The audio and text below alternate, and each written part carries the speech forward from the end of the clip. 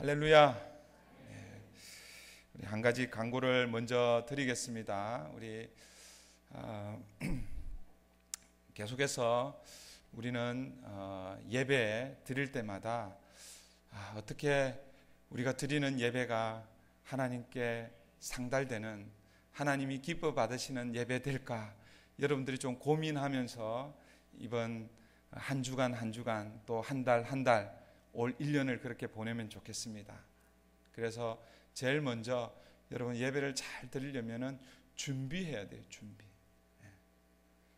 그냥 시간 됐네 이러고 허겁지겁 오면은 안 됩니다.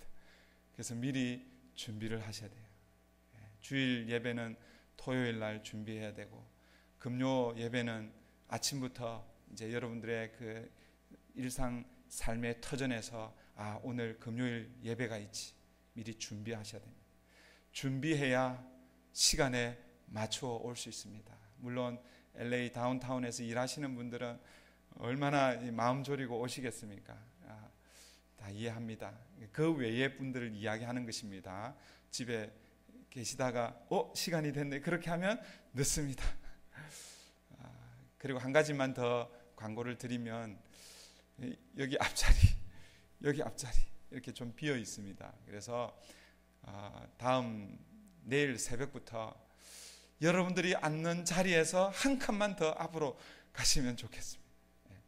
그러니까 너무 많이 오시면 또 미안하시니까 여러분들이 앉는 자리에서 한 자리 한 칸만 더 그렇게 앞으로 오셔서 그렇게 하면 좋겠어요. 그래서 내일 혹은 주일 혹은 다음 주 금요일 날은 제일 뒷자리는 비어 있어야 돼요. 여러분들이 앉은 그 자리 한 칸으로 오셔야 되니까. 네. 오늘은 기독교인의 세 가지 보물이라는 그런 제목으로 하나님의 말씀을 함께 나누려고 그럽니다. 사실 내용은 사도신경에 관한 내용을 오늘 서론적으로 그렇게 함께 나누려고 그럽니다. 파워포인트 어떻게 준비 안 하죠? 안 가는데요?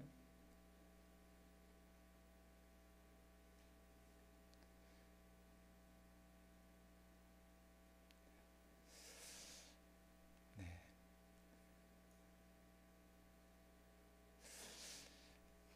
그리스도인이란 누구인가? 우리가 다 그리스도인이죠. 우리가 다 기독교인이라고 그렇게 부르는데, 이런 기본적인 이런 질문을 던지면 참 대답하기가 쉽지가 않습니다. 그래서 여러분들이 잘 대답하시라고 오늘 우리 함께 읽은 본문의 말씀을 여러분들이 좀 기억하시면 좋겠습니다. 그리스도인이란 누구인가? 그리스도인이란 예수를 주로 하나님의 아들로 그리스도로 고백하는 사람들입니다. 그런 사람들을 그리스도인이라고 그렇게 부를 수 있습니다.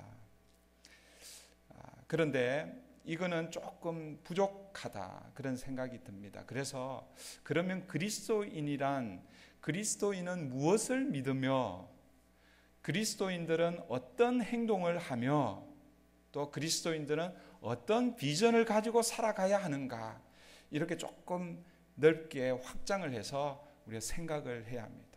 저와 여러분들이 다 예수를 주로 하나님의 아들로, 메시아로, 구원자로 그렇게 고백해서 교회라는 공동체로 모였습니다.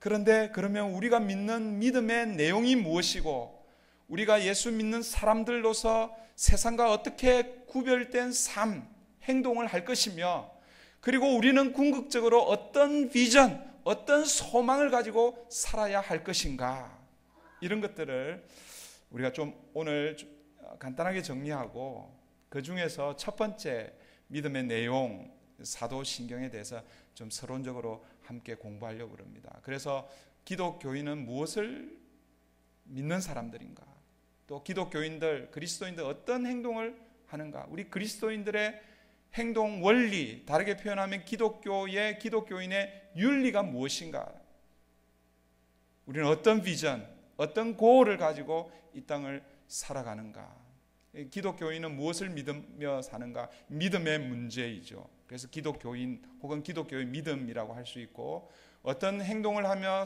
사는가? 행동, 다르게 표현하면 사실은 윤리입니다. 윤리. 예수 믿지 않는 사람들도 다 윤리를 가지고 있습니다. 그죠? 그러나 예수 믿는 사람들은 세상의 윤리와는 달라야 합니다. 우리는 어떤 행동의 원리를 가지고 살아야 하는가? 그리고 마지막 세 번째, 어떤 비전을 가지고 있는가? 이 기독교인의 비전이라고 그렇게 할 수 있습니다. 우리가 믿는 이 믿음의 내용을 믿음의 내용이 어디에 있어요? 사실 성경에 다 기록이 되어 있죠, 그죠? 이 성경에 다 기록이 되어 있는데 이 성경의 내용을 우리가 다 이렇게 이해하고 하면 좋은데 너무 내용이 많잖아요. 그래서 가장 핵심적인 내용들을 요약해 놓은 것이 있습니다. 다르게 표현하면 우리 그리스도인들이 믿는 믿음의 내용을 가장 빠르게 그리고 정확하게 배울 수 있는 곳이 어디인가? 사도신경으로 가시면 된다는 것이죠. 나중에 이제 사도신경 할 때 좀 자세하게 소개하겠습니다. 이 사도신경은 그냥 우리 예배 중에 단순히 그냥 암송하고 고백하고 넘어가는 게 아니라 사실은 예수 믿는 사람들이 정말 믿어야 할 내용들을 아주 일목요연하게 정리해 놓은 것입니다. 물론 이제 거기에 내용이 다 들어가 있지는 않죠. 어떤 이 큰 카테고리만 이렇게 소개가 되어 있습니다. 두 번째, 우리 그리스도인들이 해야 하는 행동의 원리가 나와 있는 것이 어딘가? 예수 믿는 사람들의 기독교인의 그 윤리를 가장 잘 가르쳐주고 있는 것이 어디인가? 이게 바로 십계명입니다.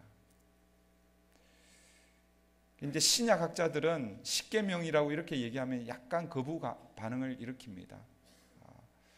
신약을 전공한 신약학자들은 신약에 나오는 그리스도인들의 이 천국 시민의 원리가 나오거든요. 윤리가 나오거든요. 그게 어디냐면 산상보훈입니다. 근데 여러분, 산상보훈을 공부해 보시면 그 산상보훈의 밑바탕 정신이 무엇이냐? 그게 다 사실은 십계명 정신입니다. 그래서 사실은 구약의 율법적인 내용으로 십계명을 배우면 십계명을 좀 잘못 배울 수 있습니다. 오늘 신약의 시대를 살아가고 있는 우리는 십계명을 배우되 그 십계명과 신약에서 새롭게 변화되는 그러니까 십계명의 정신을 가지고 신약을 살아가야 한다는 것이죠. 나중에 한 번 더 나올지는 모르겠지만 이 십계명의 정신이 뭔가? 여러분, 십계명의 정신이 뭔 줄 아세요, 혹시?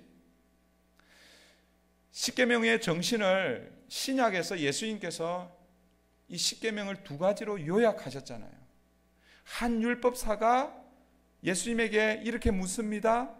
계명 중에 가장 으뜸되는 계명이 무엇입니까? 이렇게 질문했어요. 그러니까 이 율법사는 어떤 대답을 기대하고 그렇게 질문했냐면, 모세 이후로부터 쭉 배워왔던 율법의 총체, 요체 10계명 중에 그 중에 한 계명을 기대하고 그런 질문을 했을 것입니다. 그런데 예수님의 대답은 무엇입니까? 10계명 중에 10계명 중에 한 계명을 꼭 집어서 말씀하신 게 아니라 오히려 그 10계명을 뭐예요?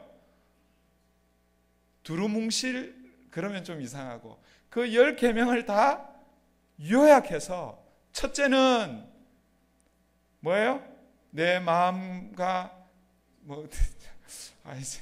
너는 마음을 다하고 뜻을 다하고 성품을 다하여 주 하나님을, 너희 하나님을 사랑하라 하셨으니 이것이 크고 첫째 되는 계명이요.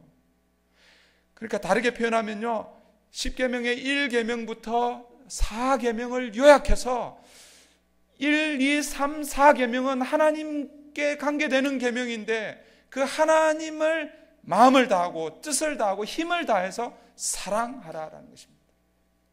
그리고 둘째는 그와 같은데 뭐예요? 내 이웃을 내 몸과 같이 사랑하라라고 그렇게 말씀하셨습니다. 그러니까 하나님 사랑, 이웃 사랑, 이 10계명을 딱 사랑의 계명으로 요약하셨습니다. 그런데 요한복음으로 가면 예수님께서 새 계명을 말씀해 주시죠. 내가 새 계명을 너에게 주노니 뭐예요? 서로 사랑하라. 하나님 사랑이 싹 빠져버렸어요. 하나님 사랑은 빠져버리고 서로 사랑하라 이렇게 말씀하십니다. 서로 사랑하라, 이게 나중에 요한 1서에 가시면요 이런 내용이 있어요. 하나님을 사랑한다 하고 내 형제를 사랑하지 않으면 뭐 하는 거예요? 거짓말하는 자다 이렇게 말씀하고 있는 거예요. 그러니까 서로 사랑하라라는 이 계명 안에는 하나님 사랑이 빠진 게 아니라 뭐예요? 하나님의 사랑이 포함이 되어 있는 거예요. 다르게 표현하면 하나님을 사랑한다 하고 형제를 사랑하지 않으면 뭐예요? 하나님 사랑하지 않는 거예요. 그러니까 형제를 사랑하면 그 안에 누구 사랑이 포함이 되어 있는 겁니까? 하나님 사랑이 포함이 되어 있는 것입니다. 그래서 우리 기독교인의 윤리, 삶의 실천의 정신은 십계명인데 그 십계명의 정신이 뭐라는 거예요? 사랑입니다. 사랑. 그래서 여러분들이 어떤 행동을 하더라도 그 행동에는 뭐예요? 사랑이 함께 가야 하는 것입니다. 그 다음 우리 그리스도인들이 기대하고 소망하고 품어야 할 비전이 뭔가, 그 비전을 어디에서 알 수가 있는가? 주기도문에서 알 수 있습니다. 주기도문에서 어떻게 우리 그리스도인의 비전을 볼 수가 있는가? 주기도문은 그냥 기도문이지 않겠느냐. 저도 옛날에는 주기도문은 그냥 예수님께서 제자들에게 가르쳐 주신 기도라고 그렇게 생각했습니다. 그런데 제가 한국에 있을 때 우리 청년들하고 주기도문을 공부할 때에 참고했던 책을 읽으면서 그때 그 교수님이 쓴 문구가 아직도 잊혀지지가 않습니다. 여러분, 주기도문은 우리 신약의 마태복음 6장 그리고 누가복음 11장에 이렇게 두 군데 소개되고 있습니다. 마태복음 6장은 예수님께서 산상보훈 그 말씀을 전하실 때에 그 산상보훈의 가운데에 딱 앉혀져 있는 것이 주기도문입니다. 그런데 주기도문을 가르쳐 주실 때에 나쁜 기도, 이렇게 기도하면 안 된다라는 기도의 롱 이그젬플을 보여주시고 그 다음에 너희들은 기도할 때 이렇게 기도하라, 바른 기도의 모범을 가르쳐 주셨습니다. 그런데 누가복음 11장에서 예수님께서 기도를 가르쳐 주실 때는 그때는 예수님께서 먼저 제자들에게 가르쳐 주기 위해서 주신 것이 아니라 먼저 제자들이 예수님에게 예수님 우리에게도 기도를 가르쳐 주십시오. 먼저 제자들이 요청하고 있습니다. 그런데 뭐라고 하면서 요청하냐면 이렇게 요청하고 있습니다. 누가복음 11장 1절에 예수님 세례 요한이 자기들의 제자들에게 기도를 가르쳐 준 것처럼 예수님 우리에게도 기도를 좀 가르쳐 주십시오. 이런 정황에서 예수님께서 기도문을 가르쳐 주셨습니다. 왜 제가 이 말씀을 드리냐면 그 당시 문헌을 연구하고 그 당시를 공부했던 학자들에 의하면 예수님도 제자들을 이끌고 있는 한 무리의 한 랍비 그룹이고 세례 요한도 한 무리를 제자들을 데리고 다녔던 무리이고 예수님과 세례 요한 외에도 아주 존경받는 여러 랍비들이 많이 있었다라는 것이죠. 근데 그 랍비들을 중심한 그 공동체가 가지고 있는 그 공동체의 비전 혹은 정체성 혹은 그 공동체가 존재하는 목적, 그것이 다 기도문으로 다 표현한다라는 것입니다. 다르게 표현하면 비전 스테이트먼트라는 것이죠. 비전 선언문이라는 것입니다. 기도의 형식으로 그 공동체가 어떤 목표를 지향하고 그 공동체를 이루고 있는지를 보여주는 것이 기도문이라는 것입니다. 그러니까 예수라는 랍비가 제자들을 데리고 우리는 어떤 비전, 어떤 목표를 가지고 내가 너희들을 훈련하고 가르치고 하는 것인가, 그 내용이 어디에 나와 있다라는 거예요? 주기도문에 나와 있다라는 것입니다. 그래서 사실은 주기도문을 요약하고 또 요약하면 주기도문은요, 단순히 우리가 하나님 앞에 우리의 필요, 우리의 있어야 할 것 구하는 것이 아닙니다. 사실은 그 내용을 살펴보면 하나님 나라에 대한 선언이고, 하나님의 나라를 소망하면서 살아야 할 사람들이 붙들고 기도하고 살아야 할 비전이라는 것입니다. 그래서 초대교회 이후에 종교개혁을 거치고 수많은 믿음의 선배들은 이 사도신경, 십계명, 이 주기도문을 가볍게 여기지 않았습니다. 굉장히 중요하게 여기고 사실은 기독교인의 3대 보물로 그렇게 여겼습니다. 사도 바울이 고린도전서 13장에서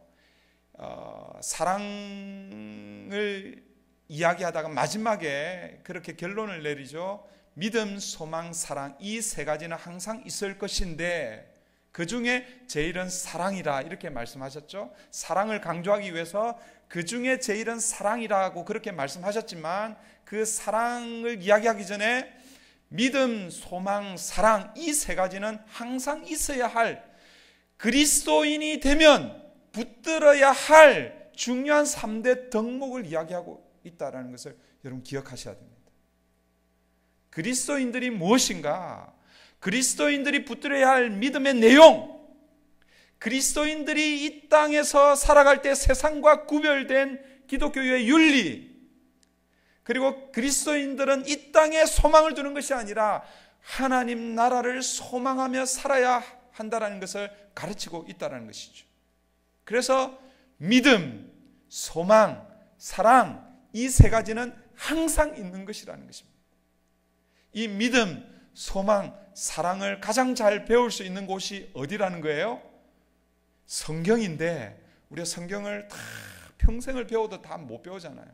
그러니까 가장 빠른 시간에, 그리고 가장 핵심적으로 배울 수 있는 곳이 사도신경, 십계명, 주기도문이라는 것입니다.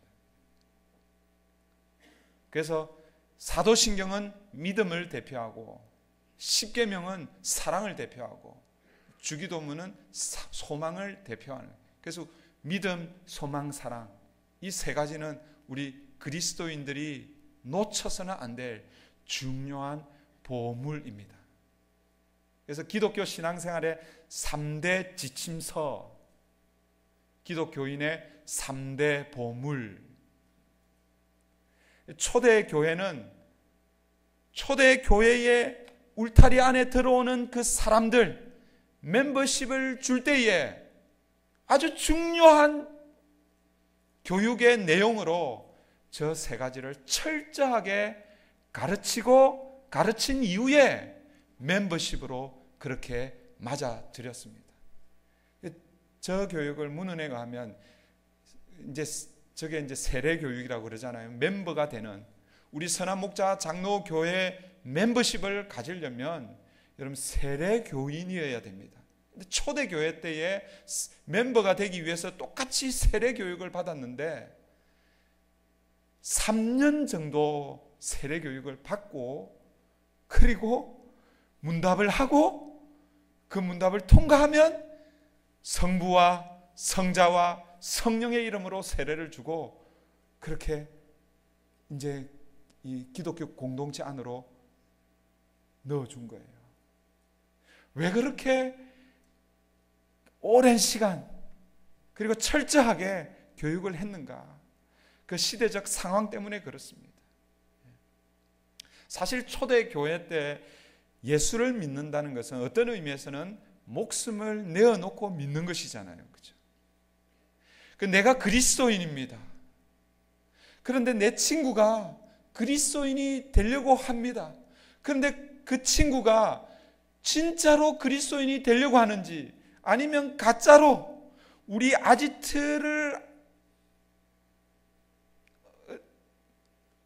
발견해서 공안 당국에 보고해서 우리 공동체가 다 잡혀가면 안 되잖아요. 그러니까 그런 마음으로 들어오려고 하면 안 되잖아요. 간단하게 신앙 고백하게 해서 이렇게 넣을 수는 없는 거예요. 그러니까 철저하게 사상을 개조시키는 거예요. 그게 3년 정도 시간이 걸렸던 것 같아요. 그렇게 해서 신앙을 확인하고 세례를 주고 멤버십으로 그렇게 받았습니다. 중세 이 교회가 타락하면서 이런 좋은 전통이 사라졌는데 다행히 이 마틴 루터 그리고 또 깔뱅, 쯔벙글리 이런 개혁자들에 의해서 종교를 개혁하고 그리고 다시 교육을 시킬 때에 이 사도신경, 십계명, 주기도문이 아주 중요한 교리 교육으로 다시 자리 잡게 되었습니다. 그런데 안타깝게도 오늘 현대 교회들이 다시 이 사도신경, 십계명, 주기도문 교육을 소홀히 다루고 있습니다. 주기도문은 그냥 한 모임의 마지막 모임을 폐하는 순서의 알림 정도로 그냥 주문 외우듯이 해버리는 게 주기도문이고, 그래도 그나마 사도신경은 예배의 중요한 우리 신앙의 고백의 한 형태로 자리 잡고 매주 예배마다 고백은 되어지지만 사실은 그 내용이 뭔지 잘 알지 못하고 그냥 고백하는 순서로 그러게 되어 있고, 십계명은 아주 옛날 이스라엘 백성들이 지켜왔던 그냥 율법 계명이라 생각하고 십계명을 버린 지는 오래되어 버린 것이 바로 우리의 현실입니다.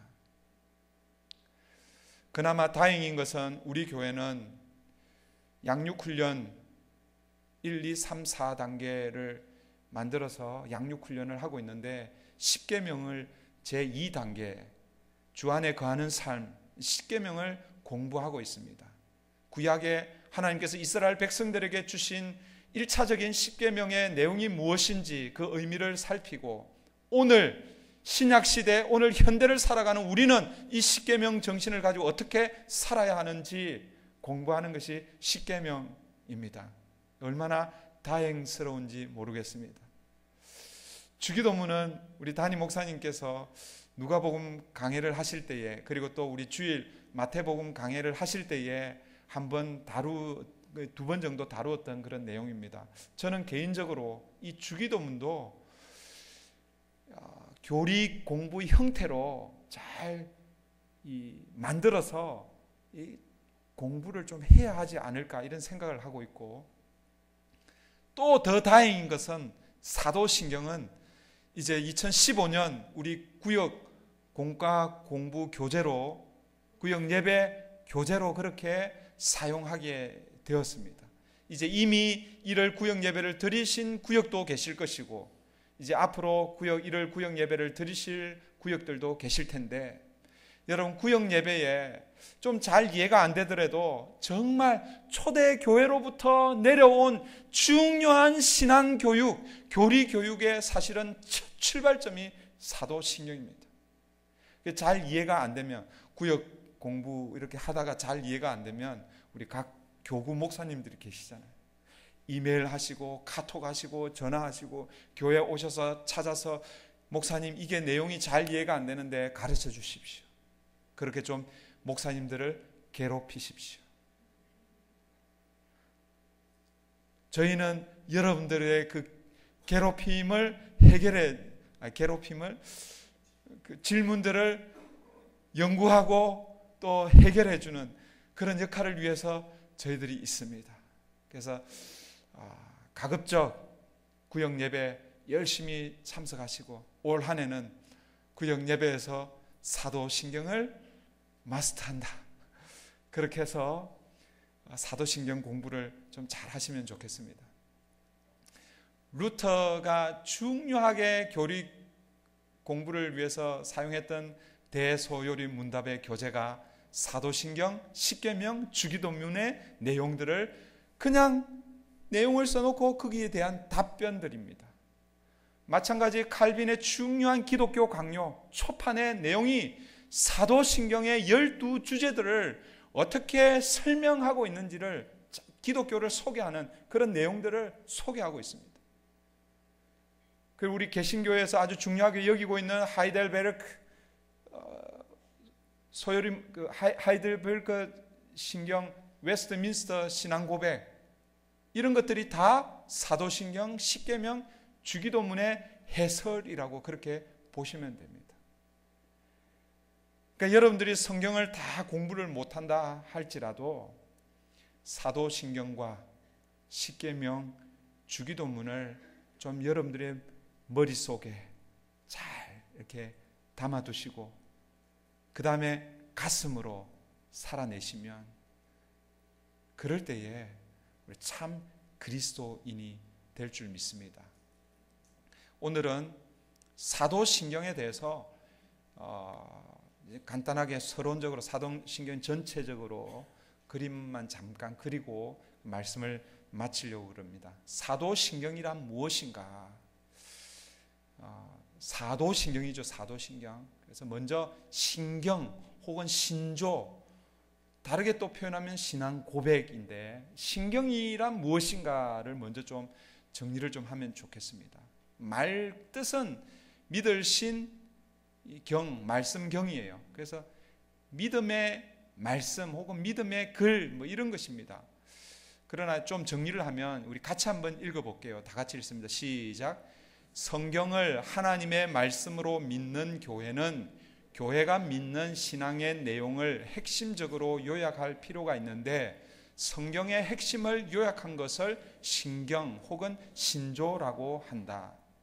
그러니까 다르게 표현하면 우리가 믿는 이 하나님의 말씀이 있잖아요, 그죠? 이 하나님의 우리가 믿어야 할 내용들이 많이 있는데, 이 많은 믿어야 할 많은 내용을, 핵심적인 내용을 요약 정리해 놓은 것을 신경 혹은 신조라고 그렇게 부른다라는 것입니다. 가장 기본적이고 가장 중요한 내용들을 가려서 압축해서 만들어 놓았습니다. 그래서 나중에 이제 보시면은 12항목으로 그렇게 오늘 우리에게 전해져 오고 있습니다.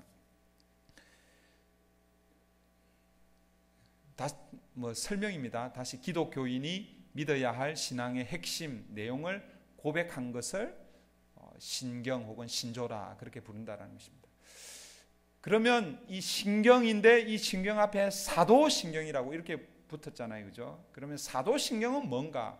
이 사도신경은 언제 어떻게 만들어졌는가? 이 사도신경의 모체가 되는 신경이 있습니다. 그게 로마 신경 혹은 로마 신조라고 그렇게 부릅니다. AD 한 170년에서 180년에 만들어졌다라고 이렇게 얘기하고 있는데, 이 로마 신경은 처음에 제가 시작할 때 말씀드렸는데, 사도신경, 십계명, 주기도문은 세례 교육용으로 그렇게 중요하게 사용되었다고 그랬죠. 근데 세례 교육을 다 받고 나서 세례를 받을 때에 세례 문답 질문으로 사용한 것이 로마 신경 혹은 로마 신조입니다. 그래서 2세기경에 만들어진 이 로마 신경을 일컬어서 문답식 세례 신조라고 그렇게 부릅니다. 로마 교회에서 세례식 때 사용을 하는데, 당시 이 로마 교회가 세례 교육을 이제 하잖아요, 그죠? 이제 다시 말씀드린 이 로마 교회의 멤버십이 되기 위해서는 세례 교육을 받는데 그 중에서 세례 교육을 다 받고 나서 마지막으로 세례를 받을 때에 문답을 하는데 그 문답의 내용이 로마 신조라는 그런 이름으로 내려오고 있다는 것입니다. 그 문답이 세 가지 문답으로 구성이 되어 있는데 어떻게 구성이 되어 있냐면 이렇게 구성이 되어 있습니다. 첫 번째 질문이 이것입니다. 당신은 전능하신 아버지 하나님을 믿습니까? 세례 받는 사람이 세례 받기 전에 그렇게 질문을 하는 거예요. 그러면 네, 나는 믿습니다. 혹은 네, 나는 전능하신 아버지 하나님을 믿습니다. 이렇게 대답하는 거예요. 두 번째 질문이 뭐냐면 좀 길어요. 당신은 성령으로 동정녀 마리아에게 나시고 본디오 빌라도의 치하에서 십자가에 달려 돌아가신 후 3일 만에 죽은 자 가운데서 다시 살아나사 하늘에 오르시고 아버지 우편에 앉아 계시다가 산자와 죽은 자를 심판하러 오실 하나님의 아들 예수 그리스도를 믿습니까? 이렇게 질문을 하면 네, 믿습니다. 그 다음에 세 번째 마지막 질문입니다. 당신은 성령과 거룩한 교회와 몸의 부활을 믿습니까? 네, 믿습니다. 이 세 가지 질문을 하고 네, 믿습니다 대답을 하면 그때 성부와 성자와 성령의 이름으로 세례를 주는 것입니다. 왜 초대교회가 그리고 로마 아마 초대교회 문헌에 남아있지는 않았겠지만 예루살렘 교회, 안디옥 교회 이런 교회들도 세례를 줄 때 반드시 성부와 성자와 성령의 이름으로 주었을 것인데 성부와 성자와 성령의 이름으로 줄 때에 무엇을 확인하고 세례를 주었겠냐라는 것입니다. 바로 성부에 대한 신앙, 성자에 대한 신앙, 성령에 대한 신앙을 확인하고 주는 것이죠. 그 이유가 무엇입니까? 예수님께서 승천하시기 전에 마태복음 28장 18절 이하 예수님께서 제자들에게 부탁하셨잖아요. 너희는 가서 모든 족속으로 제자를 삼아 아버지와 아들과 성령의 이름으로 세례를 주고 예수님의 제자를 삼았습니다. 그리고 이제 그리스도 이 공동체 안으로 들어와야 될 때에 그때 반드시 통과해야 할 것이 있는데 그게 세례식입니다. 그때에 누구의 이름으로 세례를 주는 거예요? 아버지와 아들과 성령의 이름으로 세례를 주라는 것입니다. 그 세례를 줄 때에 성부 하나님에 대한 분명한 신앙 고백, 성자 예수님에 대한 분명한 신앙 고백, 성령 하나님에 대한 분명한 신앙 고백을 확인을 하고 세례를 주었다는 것이죠. 그때에 문헌으로 남아있는 게 로마 신조인데 그 2세기경에 했던 게 이렇게 발견이 된 것이죠. 근데 이 문답식 세례 이 신조가 4세기경에 되면 이제 선언식 혹은 선서식 신앙 세례 교육으로 바뀌게 됩니다. 무슨 얘기냐면 세례를 받을 때에 질문했습니다. 그러나 이제는 질문하지 않고 이제 선서하게 하는 거예요. 선서하게. 그 내용 똑같습니다. 사실은 저 내용을 저 때는 11개 문항으로 그렇게 나눠져 있는데 그 문항을 제가 다 똑같은 내용이기 때문에 쓰지는 않습니다.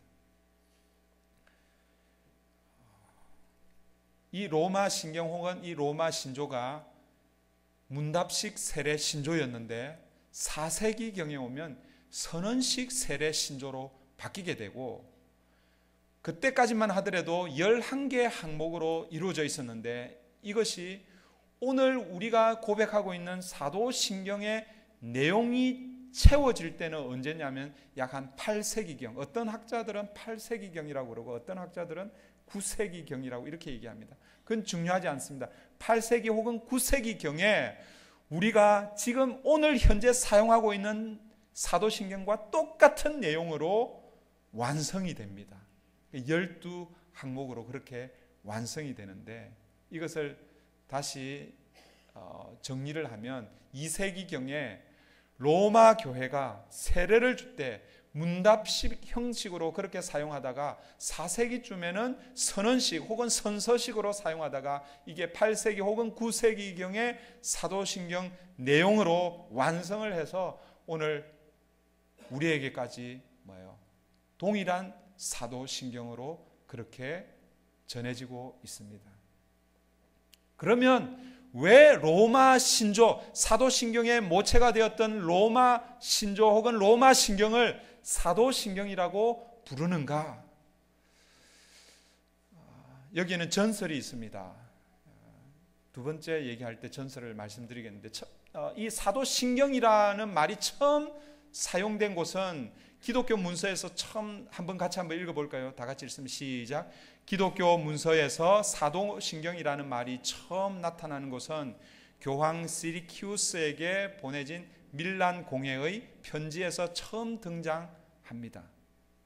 밀란 공회 이제 교황이 공회로 이렇게 모을 때에 그때에 이제 암브로시우스라는 사람이 처음 초안을 해서 썼던 편지가 있는데 그 편지에 사도신경이라는 말이 처음 등장한다고 그래요.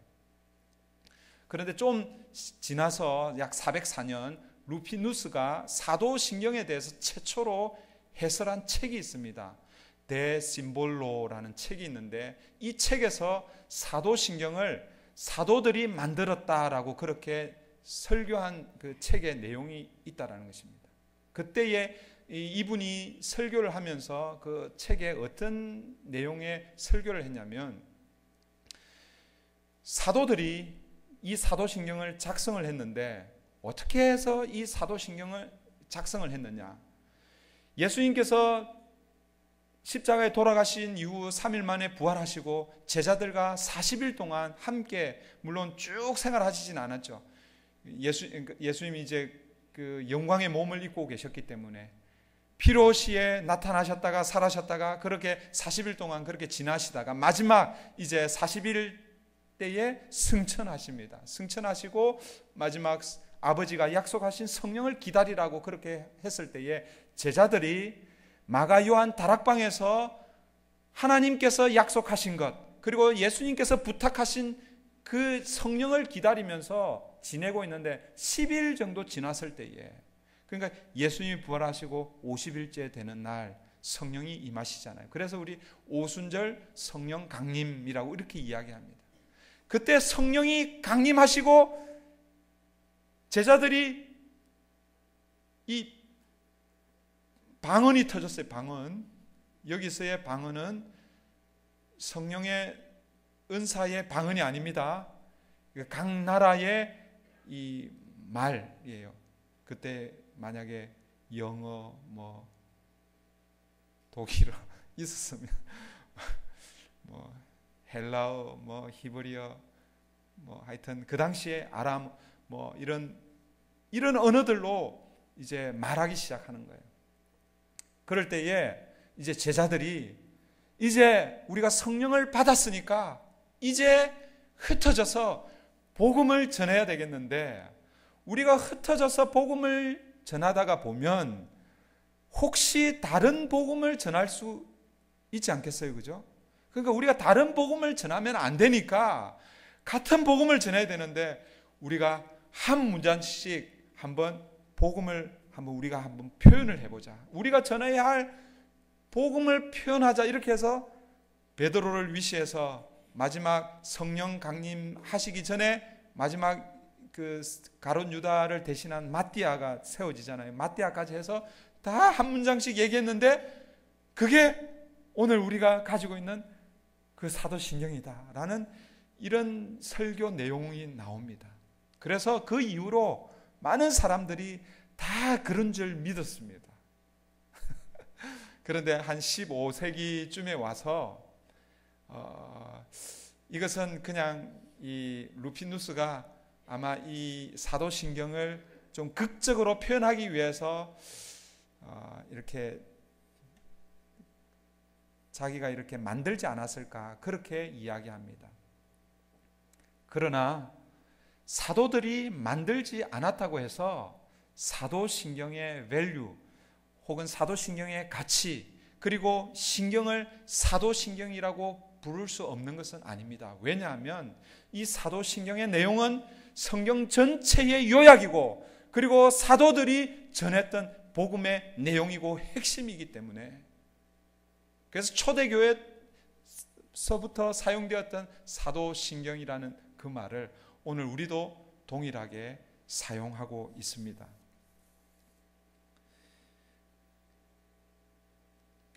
이제 사도신경의 내용을 좀 보겠습니다. 사도신경은 어디에 나올까요? 십계명은 출애굽기 20장, 신명기 5장에 나오고, 주기도문은 아까 말씀드린 대로 마태복음 6장 그리고 누가복음 11장에 나오는데, 사도신경은 어디에 나올까? 사도신경은 계속 말씀을 드렸잖아요, 그죠? 성경 전체의 요약이기 때문에 사도신경, 우리가 외우고 있는 그 문항으로 어느 성경에 딱 나오지 않습니다. 지금은 성경 찬송가가 합본이 되었기 때문에 어디에 나오냐면요, 여러분 성경책 제일 앞에 펴보면 거기에 나옵니다. 옛날에는 찬송가에 나오죠. 찬송가에 성경 찬송 이렇게 분리되어 있었을 때는 찬송가에 나오는데, 지금은 성경 찬송이 합본이 되어 있는 성경이 많잖아요. 그래서 앞에 보면 주기도문이 나오고 사도신경이 나옵니다. 사도신경 내용이 어떻게 구성이 되어 있는가? 12가지 믿음의, 우리가 믿어야 할 내용으로 그렇게 구성이 되어 있습니다. 이 한 장에 12내용을 다 집어넣으려고 하니까 글자가 작더라고요. 그래서 여러분 성경책 제일 앞에 보면 주기도문 다음에 사도신경이 있습니다. 그걸 한번 보시고, 우리는 아무 생각 없이 그냥 암송하고 그렇게 고백하는데, 사실은 사도신경을 신앙으로 고백할 때는 12개 문항으로 나누어서 고백해야 합니다.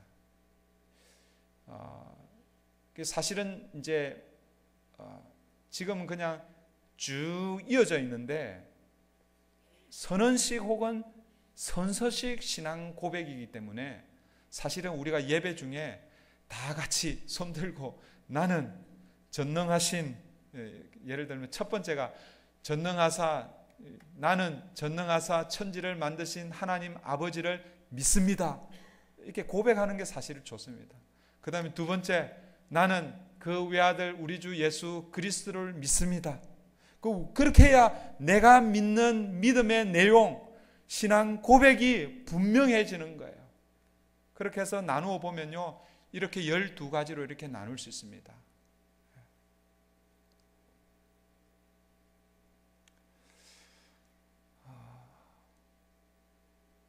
12가지로 이렇게 나눌 수 있는데, 이렇게 나누고 보니까 특징이 있어요. 중요한 특징을 찾을 수가 있는데, 첫 번째가 뭐냐면요, 예수님에 대한 고백이 그러니까 다르게 표현하면 성부, 이 사도신경은 성부 하나님에 대한 고백, 성자 예수님에 대한 고백, 성령 하나님에 대한 고백인데, 예수님에 대한 고백이 다른 성부와 성령에 대해서 도드라지게 많다라는 것입니다. 사실은 굉장히 많습니다. 예를 들어서 성부 하나님에 대한 고백은요, 1번 여기 하나밖에 없어요. 전능하사 천지를 만드신 하나님 아버지를 내가 믿사오며, 성부 하나님에 대한 고백이고, 그 다음에 성령 하나님에 대한 고백은 여기 8번 성령을 믿사오며, 하나밖에 없어요. 사실은 이제 나중에 구분을 하면 이 9번부터 12번이 성령의 사역 내지는 성령의 포함을 시키는 경우가 있는데, 그러나 엄격하게 나누어 보면 성부에 대한 고백 하나, 성령에 대한 고백 하나 밖에 없는데, 예수님에 대한 고백은 6가지가 됩니다. 2번부터 7번까지가 예수님에 대한 고백입니다. 그러니까 12항목으로 따지면 반이 예수님에 대한 고백이고, 사실은 성부, 성자, 성령 세 분에 대한 고백을 딱 이렇게 뽑으면은 여덟 개 중에서 6개인 거예요. 이런 질문을 할 수가 있겠죠. 왜 예수님에 대한 고백을 저렇게 많이 집어넣었을까? 왜 그랬을까요?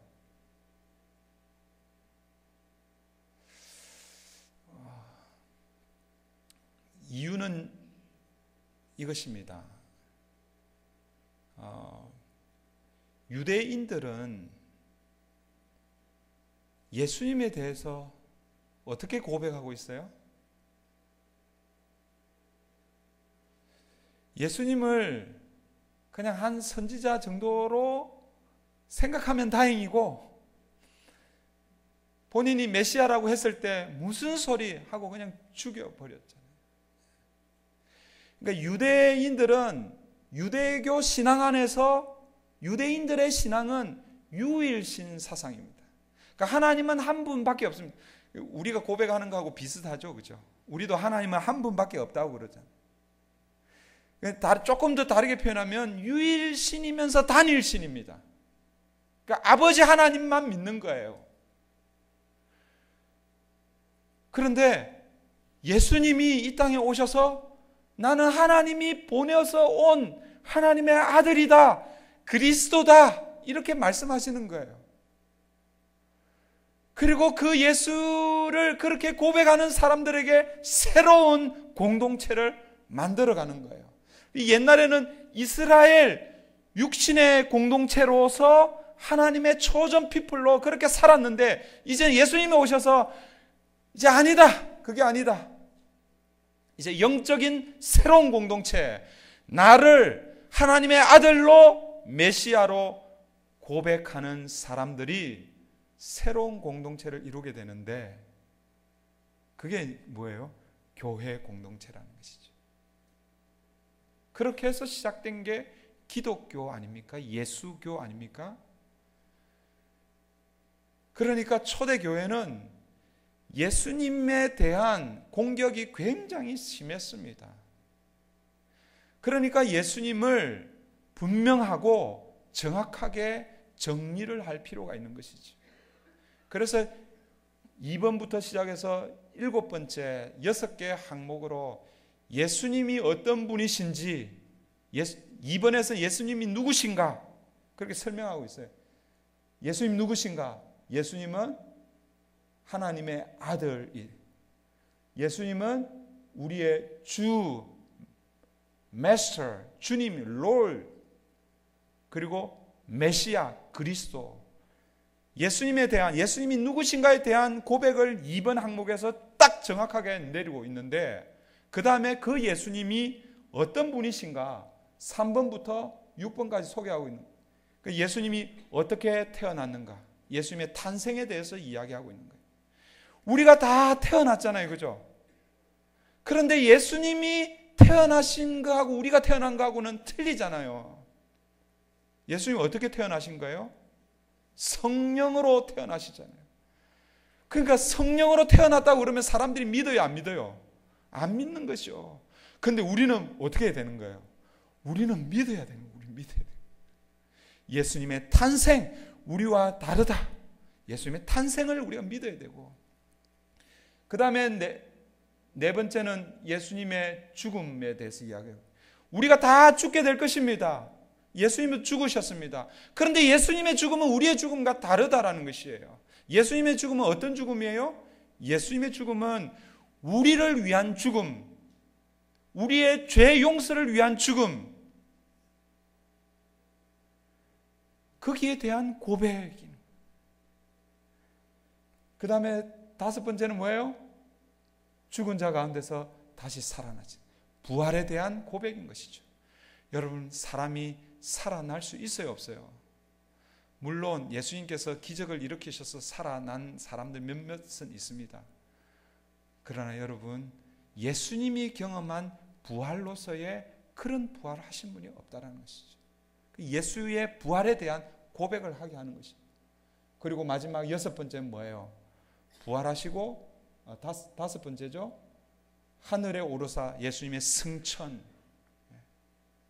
예수님의 승천에 대해서 고백하게 하고, 그리고 그걸로 끝나는 것이 아니라 마지막 때에 다시 오실 예수님의 재림을 고백하게 하는 것입니다. 그러니까 예수님에 대해서 자세하게 소개하고 있는 것이죠. 또 이 사도신경 내용 그리고 구성에 대한 특징이 하나가 뭐냐면 삼위일체적인 고백이라는 것입니다. 그 이유는 아까도 설명드렸습니다. 왜냐하면 이것이 처음 세례 문답의 중요한 자료로 쓰였기 때문에 세례를 할 때 성부와 성자와 성령의 이름으로 세례를 주었기 때문에 성부에 대한 신앙 고백, 성자에 대한 신앙 고백, 성령에 대한 신앙 고백을 하게 했습니다. 그 다음에 세 번째 특징은 역사적 순서를 요약하고 있다. 이 말은 무슨 말씀이냐면 성경의 창세기부터 시작해서 요한계시록의 성경의 역사를 요약하고 있다는 것입니다. 1번 전능하사 천지를 만드신 하나님에 대한 고백은 창세기 1장 1절로 대변되는데 사실은 이 1장 1절은 성경 구약 성경 전체를 요약하고 있는 것이죠. 하나님께서 천지를 창조하시고 우리 인간을 구원할 계획을 세우시는 거예요. 그런데 하나님의 그 창조 이후에 인간의 죄와 타락 이런 것들이 발생하게 되는 것이죠. 그 안에서 하나님께서 뭐예요? 구원을 계획하시는데 누구를 보내실 것을 계획하십니까? 예수 그리스도를 보내실 것을 계획하시잖아요. 그 예수 그리스도에 대한 2번부터 7번의 이 요약이 사실은 예수님의 생애를 요약하고 있잖아요. 예수님 누구신가로 딱 선언하고 나서 탄생, 죽음, 부활, 승천, 재림 이 내용이 어디에 나오고 있습니까? 사복음서에 나오고 있죠. 사복음서를 요약하고 있어요. 그 다음에 8번부터 성령이 언제 임하십니까? 사도행전의 2장에 성령이 임하시잖아요. 그 사도행전 이후부터 요한계시록까지 교회가 생겨나고 교회에 대해서 그 다음에 교회가 어떻게 구원을 받는지 구원의 도리 이런 것들이 다 소개가 되는 거예요. 죄를 어떻게 용서받는지 몸이 어떻게 부활하는지 마지막 때에 어떤 일이 일어나는지 종말 내용 이런 것들이 요한계시록까지 다 소개가 되고 있어요. 그래서 이 사도신경은 성경의 창세기부터 시작해서 요한계시록을 다 아우르고 있는 거예요. 하나님의 창조로부터 시작해서 우리 인간을 구원하는 구원의 계획, 예수 그리스도를 통해서 구원을 완성하시고 그리고 마지막 종말을 예고하고 있다는 것이죠. 시간이 많이 갔는데 이제 거의 마지막입니다. 초대교회는 이 사도신경을 어떻게 사용했는가? 사실은 다 설명을 드렸습니다. 크게 한 3가지 정도로 사용했습니다. 세례받기 원하는 사람에게 세례 문답용 교리로 그렇게 사용했습니다. 그러니까 세례를 식을 할 때 세례 앞서서 문답 신앙을 확인하는 문답용으로 사용했다는 것이죠. 똑같은 내용인데 두 번째는 세례를 받기 위한 준비자 교육을 그러니까 내가 세례 받고 싶습니다 하고 공동체 안으로 들어올 이 사람을 뭐예요? 교육을 시켜야 되잖아요. 그 중요한 교육 자료로 사도신경을 사용하였고 그 다음에 세 번째는 이교의 공격 혹은 이단 방지를 위해서 사용했다. 다르게 표현하면요, 설교자들이 설교의 가이드라인으로 사용한 것이 바로 사도신경입니다. 무슨 얘기냐면 교회가 시작이 되면 교회 안에 거짓 교사들이 일어나는데 거짓 교사들이 사도신경의 내용에 위반되는 내용들을 설교하면 그 사람은 뭐예요? 아무리 그럴싸한 내용을 가르치더라도 그것은 이단인 것이죠. 그러니까 교회가 순수하게 지켜지기 위한 좋은 이 가이드라인으로서 사도신경이 사용이 되었습니다. 그러면 오늘 우리는 이 사도신경을 어떻게 사용해야 하는가? 저와 여러분은 어떻게 사도신경을 사용할 것인가? 첫 번째, 똑같습니다. 우리의 신앙 고백을, 우리의 신앙을 점검하는 내용으로. 그러니까 우리는 이미 다 세례를 받았잖아요. 그죠? 이제 또 세례 문답용으로 우리가 할 수 없잖아요. 그래서 우리가 믿고 있는 신앙, 우리의 신앙 점검용으로 사도신경을 사용해야 합니다. 그래서 여러분들이 사도신경을 펼쳐놓고 그 각 항목마다 한 항목씩 읽고 내가 이것을 믿는가? 아멘. 믿는가? 아멘. 다 믿어지면 나는 올바른 신앙인입니다. 그런데 여러분 12항목을 놓고 차례대로 읽어가는데 잘 안 믿어지는 내용이 혹시 있을 수 있습니다. 사람이 어떻게 다시 살아나? 남자를 알지 못한 사람은 어떻게 동정녀 탄생할 수가 있어? 이런 게 있잖아요. 12가지 중에 대부분 믿어지는데 한두 가지가 믿어지지 않으면요, 그건 아직 완전한 신앙인이라고 할 수가 없습니다.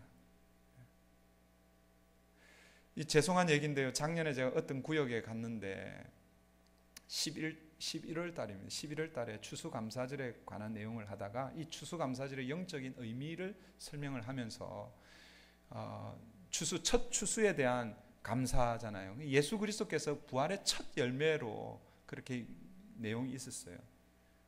예수님께서 부활의 첫 열매가 되셨기 때문에 우리가 나중에 죽으면 우리도 우리의 육신 몸을 입고 우리가 다 살게 됩니다. 이렇게 얘기하는데 한 분이 깜짝 놀라시면서 아니 목사님 지금 그게 무슨 얘기입니까? 하면서 정색을 하고 사실은 한 5분 10분 논쟁 아닌 논쟁을 했습니다.